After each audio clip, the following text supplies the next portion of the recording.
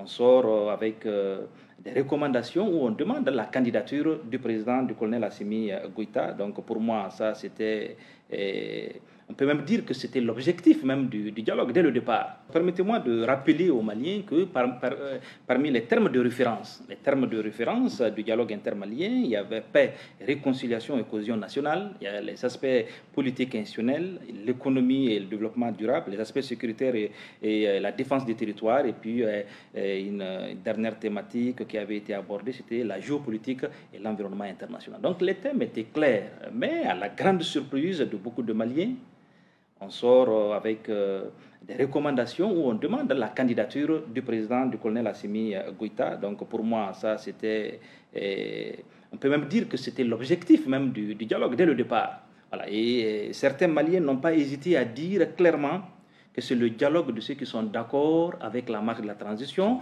Or, pour dialoguer, il faut dialoguer avec les deux tendances qui ne sont pas d'accord fortement avec la marche de la transition. Donc, c'est pour ça que certains Maliens n'ont pas hésité dès le départ à dire que ce n'est pas un dialogue, mais c'est un monologue qui a pour objectif de susciter la candidature de colonel Assimi Goïta et de prononcer aussi la transition. Donc, sur ces points-là, on peut clairement dire que le dialogue est la montagne accouchée d'une souris.